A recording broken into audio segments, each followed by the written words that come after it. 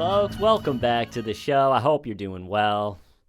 So this past week, I ended up going down a police body cam footage rabbit hole on YouTube, watching people that were being arrested for stalking.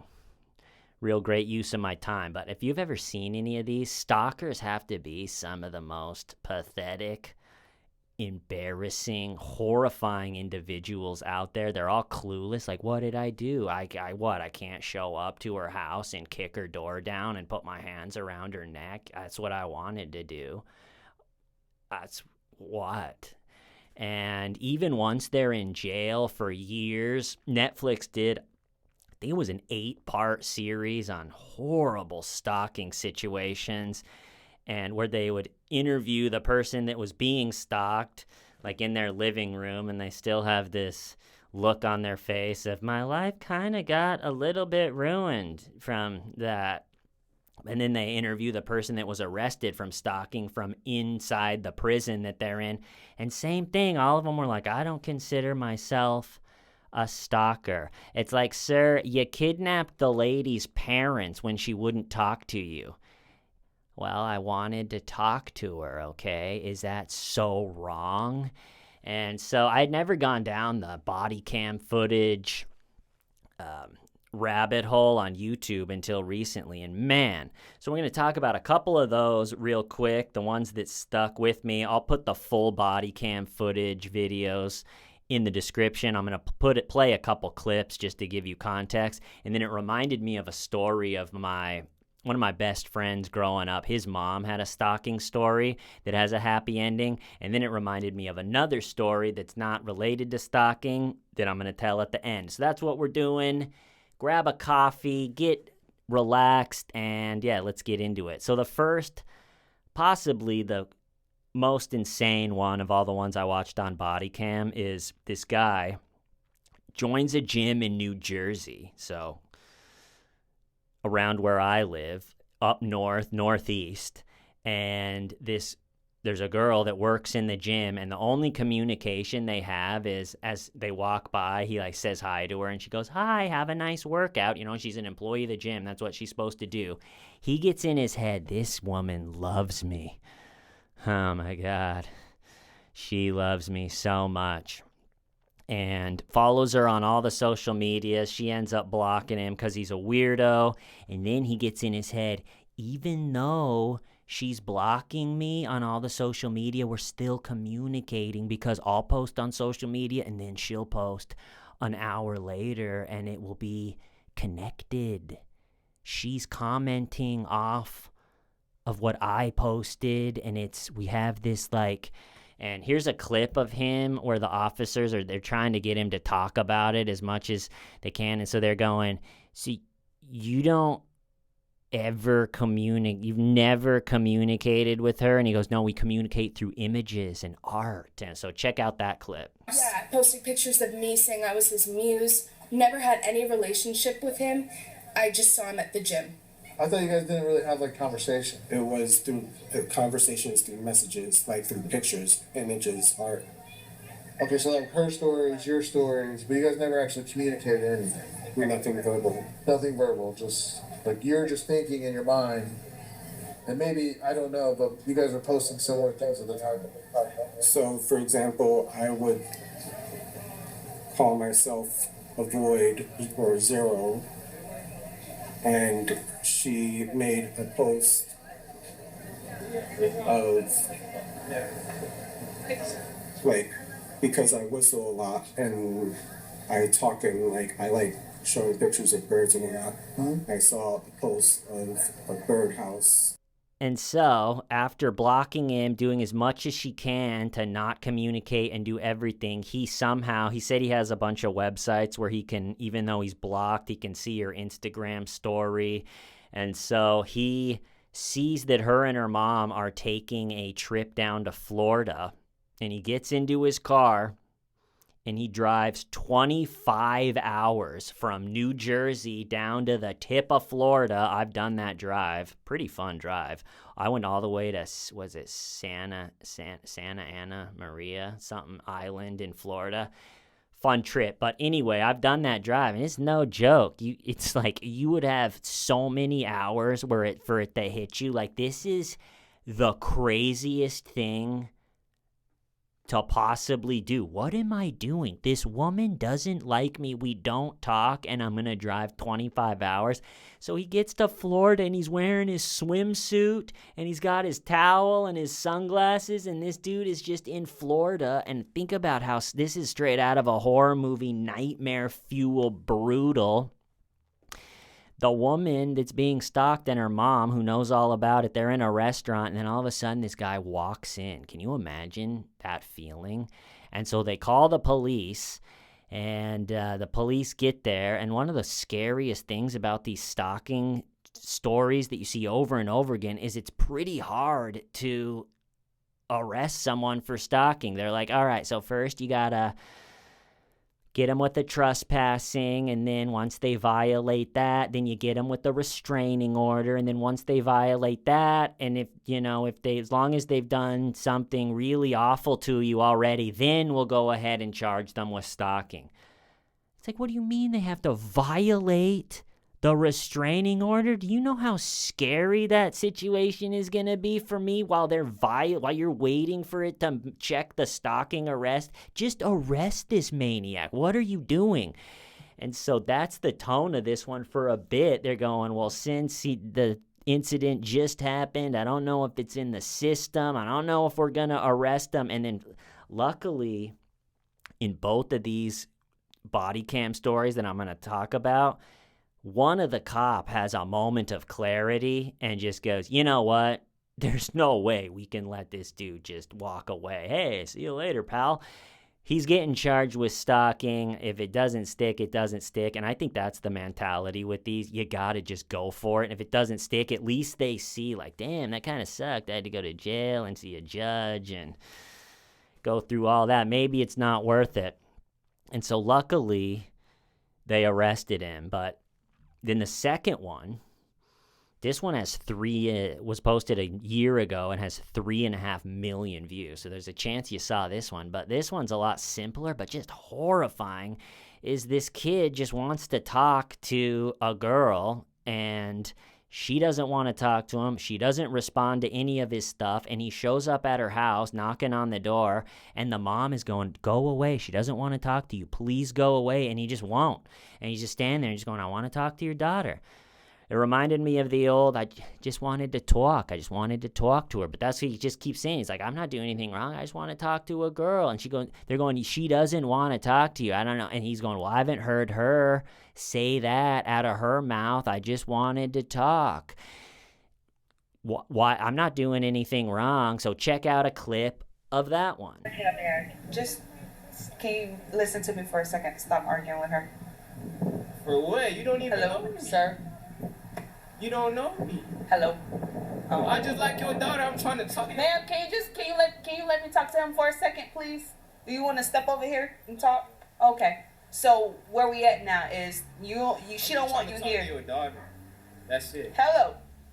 I'm trying to speak to you. That's cool. I don't gotta talk to you. I'm trying to talk to him. You gotta leave though, Why do I gotta? cause she don't want you here. Yeah, but I want to be here. Okay. So How scary is that? It's very possible the reason these are hitting me harder than they ever have before is now that I have a daughter, I'm thinking, Jesus, this really could be, 15, 16 years from now if there's some dude standing on my doorstep going, I just want to talk. I'm not doing anything wrong.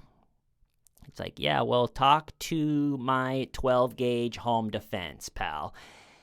Okay, so I'll put the full body cam footage of those two in the description of this if you want to watch the whole thing. Both of those stuck with me the whole week. That's why I decided to talk about them. But the story from my friend's mom from growing up, it's kind of a good one because it has a happy ending. But she had a stalker, I think in her 20s, early 20s, maybe late teens, early 20s. And the difference, it's funny, the difference now is stalkers, they pretty much have to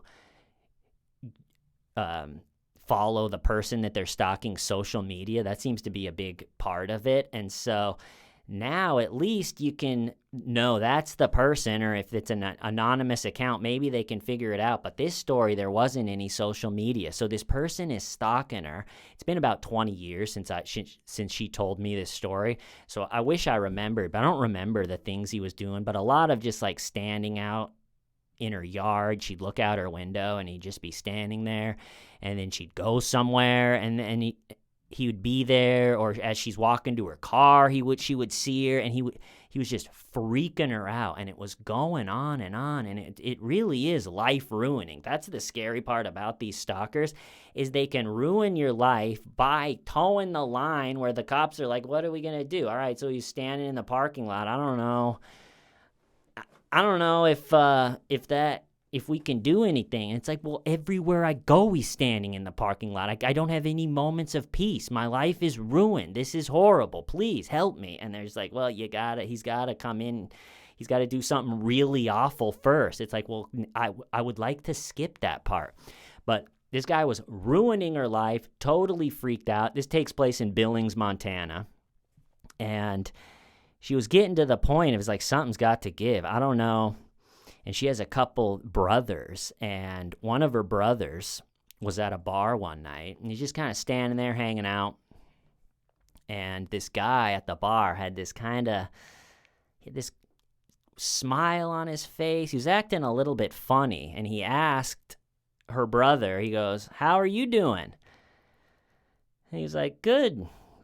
He didn't know him. He's like, "Good, man. How you doing?" And the guy was like, "I'm doing good. I'm doing really good." He had this strange energy about him, the strange tone, like he was enjoying some joke that her brother wasn't understanding. And the brother was like, "All right, hey, cool, man. Good for you." That's, and just kind of turned away.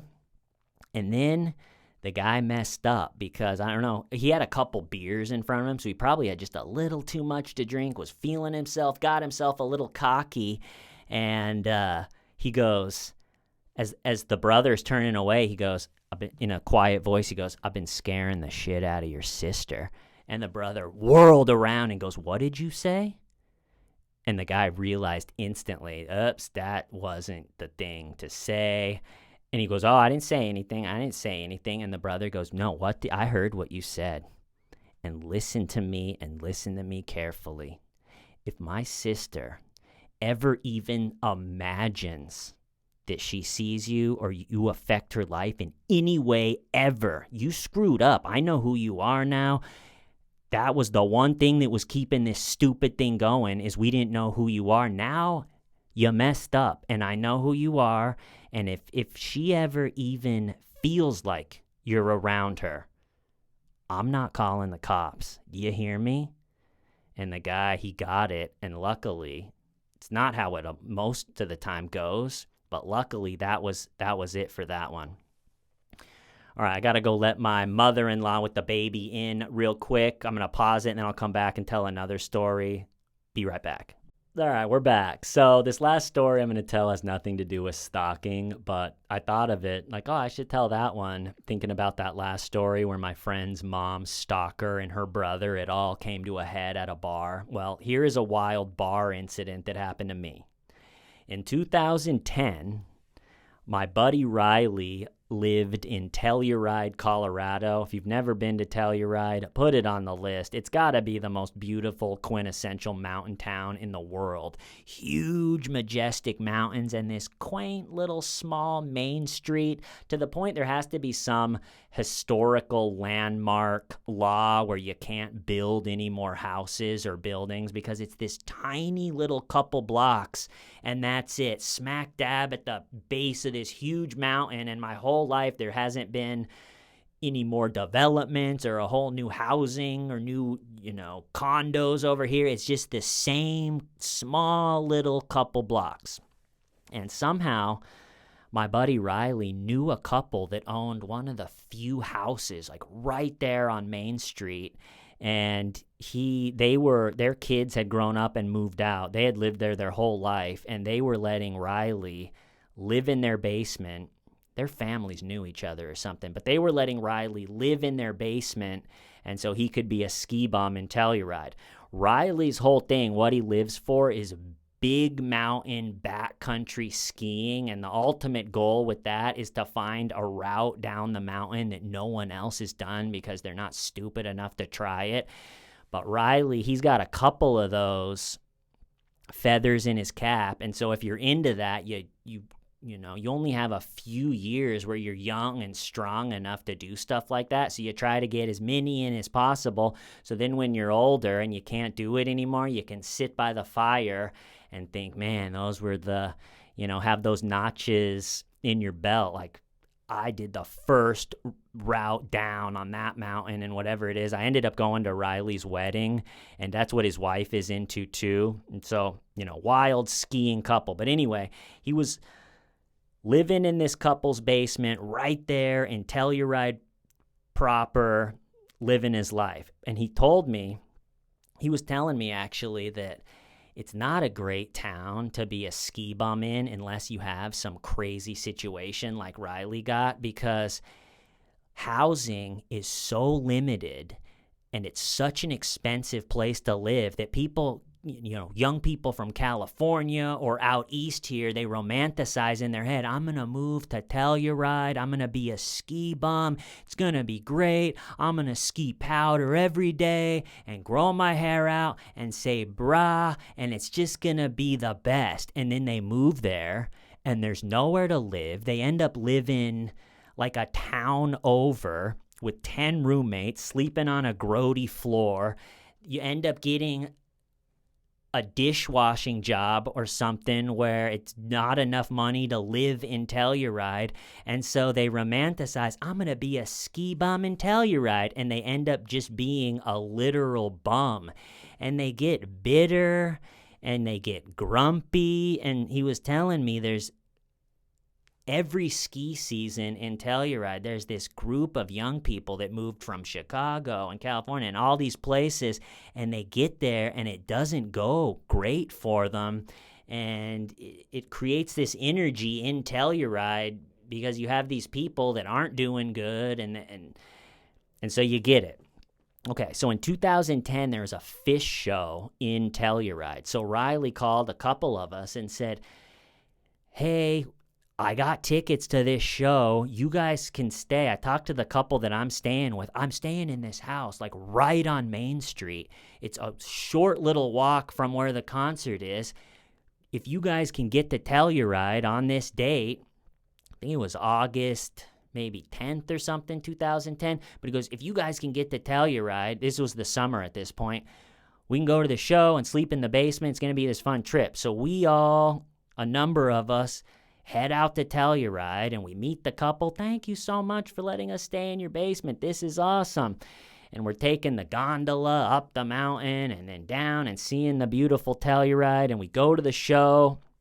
And then after the outdoor, again, I've seen a folk festival in Telluride, and I saw that fish show, but they have this amazing outdoor summer natural concert. It's right at the base of the mountain. It looks amazing. And then after the concert is done, everybody just spills out. They must close the road because I don't remember any honking cars or anything. Everybody just spills out of the concert onto Main Street. And so after the concert, we're walking back, and it's like shoulder to shoulder. Someone's back is right here and someone is right behind you, and you're just kind of walking like a cow in a herd down Main Street after the concert. And so we were thinking, let's go and just go to a bar and hang out for a little bit before we go back to the couple's house that we're staying at. And so we're walking down Main Street, and we come up on like the main bar on Main Street, and it reminded me, if you've ever seen a discoteca during spring break in Cancun, where it's just beyond packed and loud. The music was blaring.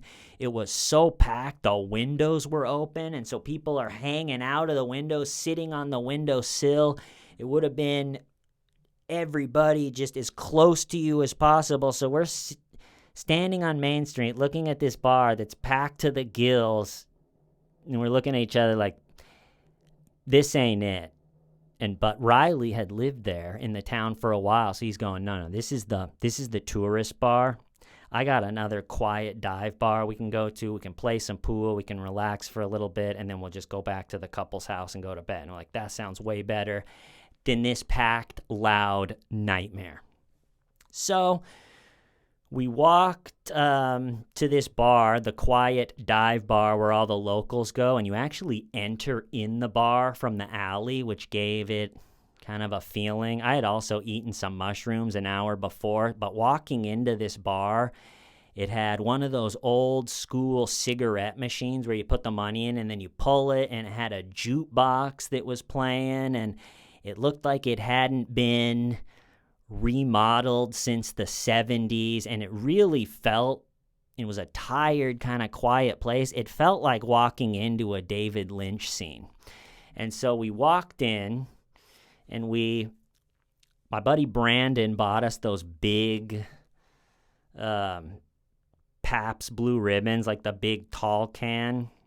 I'm not much of a drinker, so I didn't even like really drink much of mine, but I had it, and I was just holding it. And we played a couple games of pool. We ended up losing, and then it's kind of just getting tired, and I was sitting there pretty much by myself. I don't know where. I think Riley was at the bar, and our buddy Brandon was doing something, and I was tired, and I was sitting there, and again, maybe I had, like, the big beer that Randy gave me, I'd probably drank, like, this much of it. It's, like, pretty much full, and I was just sitting there. And this guy comes up to me, and he's probably, I'm 5'11", 140. Kind of a weird-shaped body, right? He was probably 3 or 4 inches taller than me and 40 to 50 pounds heavier than me. And so this guy comes up to me, and he goes, "You're going to buy me a beer." And it took me a second. It was so weird. And I didn't know if because of the mushrooms, I was just like a little bit like not on the right brainwave, or maybe I knew him and it was like a joke. And so I sat there a second. I was like, "What?" And he goes, "You're going to buy me a beer." And I was like, "What are you talking about?" And he goes, "You're going to go up, buy me a beer. Go up into the bar and buy me a beer." And it took me a second. It's like, is this really happening? What is going on? And then finally it kicked in. And what it was is one of those people that had like come to Telluride to be a ski bum and just ended up being like a literal bum and assed out, didn't have any money. He was sitting at this locals bar, no money, bitter, and he saw, I think, us probably have, hey, great concert, having a good time. I had, and so he thought, all right, I'm going to make this dude buy me a beer. And it like clicked all of a sudden. I was like, all right, this actually is what I think it is. And I said something to him like, "You're crazy if you think I'm buying you a beer. What are you talking about?" And right at that moment, I'm still holding the big Pabst Blue Ribbon can. He grabs the top of it and tries to like yank it from me to steal mine, which honestly, if he would have come up and just been cool and asked me, I would have just given it to him. Like, yeah, to be honest, it's not really going down all that great. Here you go. I'm tired of holding this thing. But he grabs the top of it, and now we're having this absurd tug of war over my beer where I have the bottom and he has the top, but we're both having to squeeze really hard, and it was pretty much full, so a bunch of beer is like shooting out of it, and he's pulling up and I'm pulling down. Well, I have a lot more leverage going down than he does trying to pull it up, so I just yanked it out of his hand. And still I'm thinking, this is insane. What is going on here? And yanking it out of his hand, a bunch more spilled all over myself. So I'm like, cool, man. And as I yanked it down, then he grabbed like my shirt and started pushing me. And right at this moment, so I'm all covered in beer. Guy that's much bigger than me has me by the shirt, and then all of a sudden, whoom, he's off me. And Riley has him by the neck and the shirt, and Riley has him all the way off the ground, takes 2 steps with the guy off the ground. Remember, Riley is a big backcountry skier. His thighs are like tree trunks, and we would play basketball like our group of friends, and Riley had by far the ugliest, most awkward looking shot, terrible dribbler, but he was the best player by far because he could just out muscle everybody. You couldn't do much. He'd just bounce you out of the way with his big old butt, and then he would just kind of awkwardly put it in the hoop. But anyway, Riley has him up in the air by the neck, and then while he's up in the air, pushes him with all of his power, and the guy flies back, hits the wall so hard that he gets the wind knocked out of him. And if you've ever had the wind knocked out of you or seen someone, it's impossible to look cool or tough in that moment. And he was doing kind of the pathetic moans and grunts that you do in that situation, going, and he's lucky Riley and myself is a really nice guy because he was sitting there trying to get the wind back, not defending himself at all. Riley could have just really clocked him or headbutted him, or I could have run up and done something to him too, but we didn't. And then the bouncers ran over and like grabbed Riley and grabbed the guy, and then luckily it happened so fast. Luckily one of the bouncers was like, no, he like saw the final thing where he saw the tug of war, and so they kicked him out. And we waited a time just to make sure he wasn't like waiting for us, and then just quickly walked home with our head over our shoulders to make sure he wasn't, trying to pull something. But pretty wild night in Telluride at the dive bar. But that's the story. I'm going to cut it off there. I love you all. See you next time. Why? Stiving why? Shame.